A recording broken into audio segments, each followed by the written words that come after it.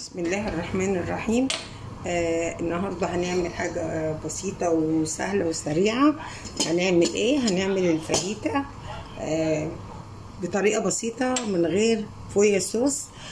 اللي مش عايز، اللي ما عندوش الامكانيات ان يجيب فويا صوص، انا بعمل بدل الفويا صوص بقوم عامله ايه؟ بنكرملها حبة سكر، قد معلقة سكر كده حسب الكمية بتاعتك دي، حسب الكمية دي حوالي نص كيلو فيليه هعمله، وبإذن الله هيرمي معاكي ويأكل عيالك، وتعملي سندوتشات وتأكلي عيالك. تجيبي عيش سوري ان شاء الله من غير مقاطعة، بعمل لك طريقة العيش السوري على اساس ان انت تعملي لهم الكريب اللي هم بيعوزوه، او طريقة الكريب هعملها لك برضو. سهلة وبسيطة انك انت تعملي لهم الفاهيتا وتحطها لهم في السندوتشات دي وياكلوها وبألف هنا وشفا. انا بس طولت عليكي في الكلام ده، بس هي سهله وبسيطه وطعمها جميل جدا. كرملنا زي ما انتم شايفين كده المعلقتين، انا ما حطيتش ايدي فيهم، هم كرملوا مع نفسهم. حط بقى ايه؟ معلقتين زيت ومعلقه صغيره، اوطي بقى النار، احط معلقه صغيره توم، واقوم عامله ايه؟ حاطه الفراخ انا بصوا عاملاها ايه؟ غسلاها ومصفياها وعاملاها بالملح والفلفل ومقطعاها شرايح قدامكم اهي.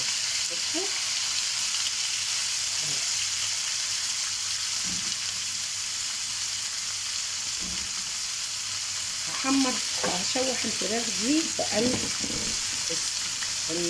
الزيت والثوم والبصل. البصل ايه؟ لا، الزيت والثوم والسكر المكرمل. بصوا انا بقلبها، بصوا بقت لونها ايه اهي على نار عاليه اهي. بصوا لونها بقى جميل ازاي.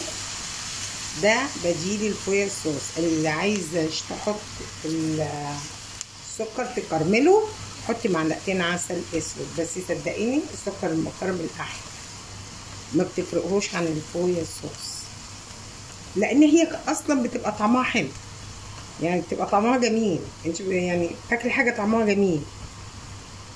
في المحلات بقى بيحطوا لها الفويا صوص ويحطوا لها مشروم، انا بحط لها فلفل الوان والبصل بس.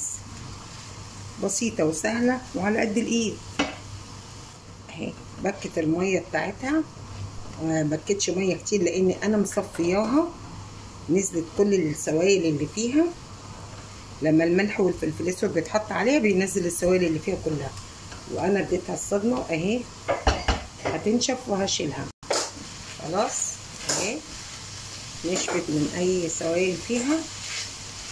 هنقلها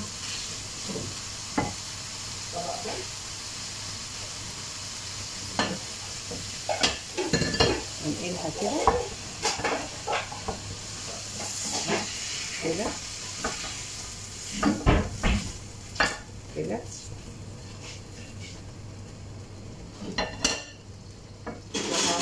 وهحط عسل تاني يتكرمل.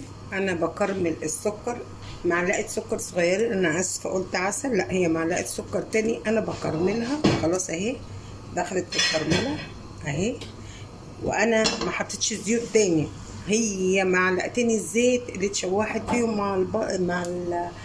مع الثومه والسكر المكرمل ده بيعمل كل حاجه بديل الزيت بصراحه. بصوا مخليه الفراخ شكلها ايه اهي، اتكرملت اهي.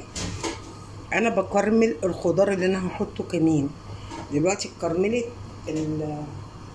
السكر، هحط بصلايه كبيره وهشوحها، اكرملها رطبه، اخليها تهدى شويه بس مع الكرمله دي.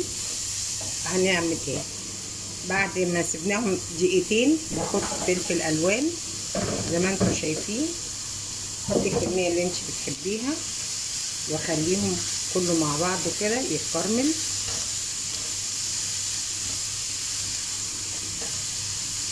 نرجع لبعضينا تاني. ضيف على البصل بقى شويه ملح وفلفل اسود اهو، ملح وفلفل عشان يتطعم. انا ما حطيتش اي ماجي في الاكل خالص النهارده اهو. هو الاكل هيبقى طعمه حلو لوحده لان فيه سكر. تقولوا السكر مش حلو، لا، السكر المكرمل بيبقى طعمه جميل في الاكل اهو. والبهيئه ملهاش الا الملح والفلفل الاسود وبس. اجي شوحت الخضار اهو قدامكم، هحط عليه الفراخ. حطيت عليه الفراخ اهي وهنقلبها.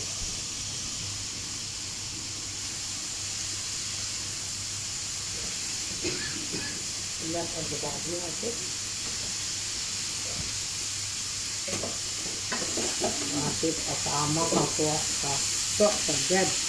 بصي بقى الكميه، هتعملي سندوتشات كريب لما هتقولي يا بس وعيالك ما ياكلوش من الشارع اي حاجه. عندك ربع فرخه، صدر فرخه، بصي هتعملي منه كميه كبيره اهو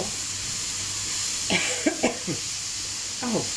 هتعملي كميه كبيره وحلوه وجميله، وتعملي شويه طحينه. عايزه كوبايه زبادي وتمسكي الكريب تحطي زبادي وتقومي حاطه عليه الفاهيتا بدل الكريمه اللي هي الحادقه اللي هي كريمه الاكل. طعمها تحفه دي تحفه. بصوا بسم الله ما شاء الله، الله اكبر، جميله والطعم جميل جدا. وبالهنا والشفا، حاجه بسيطه وتعملها لهم في العيد وكل سنه وانت طيبه وتفرحيهم وتقول لهم انا عملت لكم اكل جاهز. والف هنا وشفا وكل سنه وانتم طيبين.